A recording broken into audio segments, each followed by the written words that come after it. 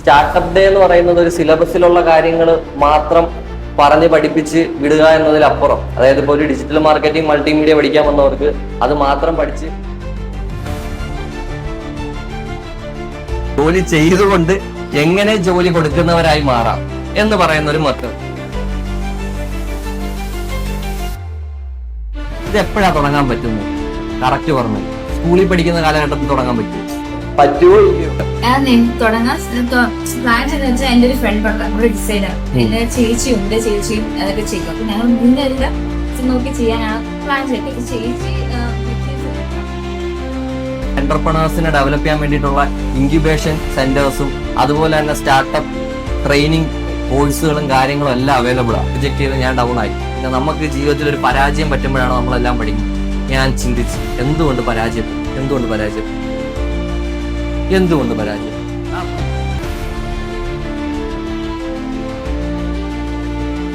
Okay, ഇന്നത്തെ startup ഡേയുടെ class സെഷനിൽ നിങ്ങൾക്ക് എന്തൊക്കെ കാര്യങ്ങൾ മനസ്സിലായി? എങ്ങനെ ക്ലാസ് യൂസ് ആയിരുന്നോ? ഒരു സ്റ്റാർട്ടപ്പ് എങ്ങനെ തുടങ്ങണം എന്നുള്ളൊരു ഐഡിയ കിട്ടിയാൽ അതിന്റെ ആശയം എങ്ങനെ തുടങ്ങണം എന്നുള്ളത്, ബിസിനസ്സും അല്ലെങ്കിൽ സ്റ്റാർട്ടപ്പിനൊരു വ്യത്യാസം എന്താണെന്ന് മനസ്സിലാക്കാം. സ്വന്തം 2 ബിസിനസ് ഉണ്ട്. അപ്പൊ അത് എങ്ങനെ റൺ ചെയ്യണമെന്നും എങ്ങനെ മുന്നോട്ട് കൊണ്ടുപോകണമെന്നും സാർ പറഞ്ഞാൽ മനസ്സിലാക്കി.